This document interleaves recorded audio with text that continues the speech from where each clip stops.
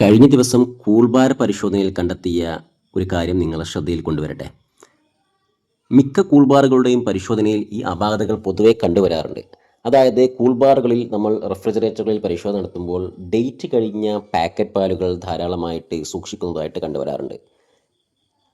പാലുകളിൽ പ്രധാനമായിട്ടും use by date ആണ് കാണിക്കുക, മാനുഫാക്ചറിംഗ് ഡേറ്റ് കൊടുക്കാറില്ല. കാരണം മിക്ക പാലുകളും പാൽ പാക്കറ്റുകളും 7 ദിവസത്തിൽ താഴെ ഷെൽഫ് ലൈഫുള്ള പാക്കറ്റ് പാലുകളായിരിക്കും.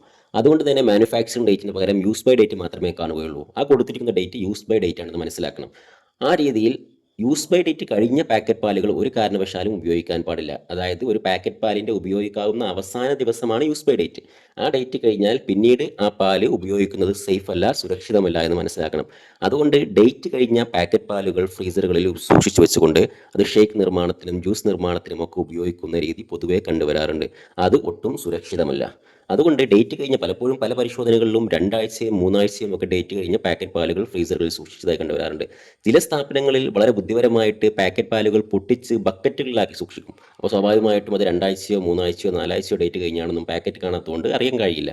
അപ്പോൾ ആ രീതിയിൽ സൂക്ഷിക്കുന്ന ചില ആളുകളുമുണ്ട്. അതുകൊണ്ട് ഒരിക്കലും പാക്കറ്റ് പാലുകൾ ഡേറ്റ് കഴിഞ്ഞത് ഷേക്കുകളിലും ജ്യൂസുകളിലും ഉപയോഗിക്കുന്നത് ഒട്ടും സുരക്ഷിതമല്ല എന്ന് മനസ്സിലാക്കുക. അതോടൊപ്പം ഇന്നത്തെ പരിശോധനയിൽ കണ്ടെത്തിയ മറ്റൊരു കാര്യം എന്താണെന്ന് വെച്ചാൽ, സാധാരണ പാക്കറ്റ് പാലുകൾ മുകളിൽ യൂസ് ബൈ ഡേറ്റ് മാത്രമേ കൊടുക്കാറുള്ളൂ. എന്തുകൊണ്ടാണ്? പാക്കറ്റ് പാലുകളുടെ പൊതുവെ ഷെൽഫ് ലൈഫ് എന്ന് പറഞ്ഞാൽ 7 ദിവസത്തിൽ താഴെയായതുകൊണ്ട്. ഒരു ഭക്ഷ്യവസ്തുവിൻ്റെ ഷെൽഫ് ലൈഫ് 7 ദിവസത്തിൽ താഴെയാണെങ്കിൽ മാത്രമേ അതിൻ്റെ യൂസ് ബൈ ഡേറ്റ് മാത്രം കൊടുത്താൽ മതിയാകും. എന്നാൽ മാനുഫാക്ചർ ഡേറ്റ് കൊടുക്കേണ്ടതില്ല. എന്നാൽ ഇപ്പോൾ മാർക്കറ്റിൽ ചില പാക്കറ്റ് പാലുകൾ കണ്ടുവരാറുണ്ട്. അതായത് 10ഉം 12ഉം ദിവസവും ഷെൽഫ് ലൈഫുള്ള, അതായത് കൂൾബാർ സ്പെഷ്യൽ എന്ന രീതിയിലൊക്കെ ഡബിൾ ടോണ്ട് മിൽക്ക് മാർക്കറ്റുകളിൽ ഫ്രോസൺ കണ്ടീഷനിൽ കാണാറുണ്ട്. അത്തരം പാക്കറ്റ് പാലുകളുടെ ഷെൽഫ് ലൈഫ് 7 ദിവസത്തിൽ കൂടുതലായതുകൊണ്ട് അതിൽ യൂസ് ബൈ ഡേറ്റ് മാത്രം കൊടുത്താൽ മതിയാകില്ല. ഇന്നത്തെ പരിശോധനയിൽ കണ്ടെത്തിയ പാക്കറ്റ് പാലുകളിൽ സ്ഥാപനത്തിൽ കണ്ടത് മുതൽ ഏകദേശം 12 ദിവസം കഴിഞ്ഞിട്ടാണ് അതിൻ്റെ യൂസ് ബൈ ഡേറ്റ് കൊടുത്തിരിക്കുന്നത്. എന്ന് വെച്ചാൽ 12 ദിവസം 13 ദിവസമൊക്കെ ഷെൽഫ് ലൈഫുള്ള പാക്കറ്റ് പാലുകളാണ്. അവയുടെ മുകളിൽ മാനുഫാക്ചറിംഗ് ഡേറ്റ് കൊടുത്തതായിട്ട് കാണുന്നില്ല.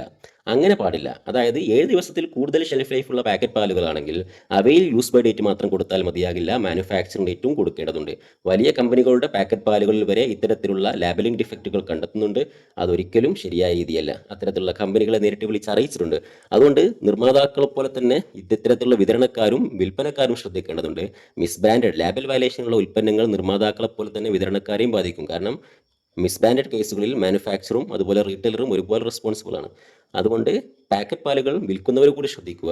നിങ്ങൾ വിൽക്കുന്ന പാക്കറ്റ് പാലുകളുടെ ഷെൽഫ് ലൈഫ് 7 ദിവസത്തിൽ കൂടുതലുള്ളവയാണെങ്കിൽ യൂസ് ബൈ ഡേറ്റ് മാത്രം മതിയാകില്ല, മാനുഫാക്ചറിംഗ് ഡേറ്റ് കൂടി ഉൾപ്പെടുത്തിയിട്ട് കൊടുക്കേണ്ടതുണ്ട്.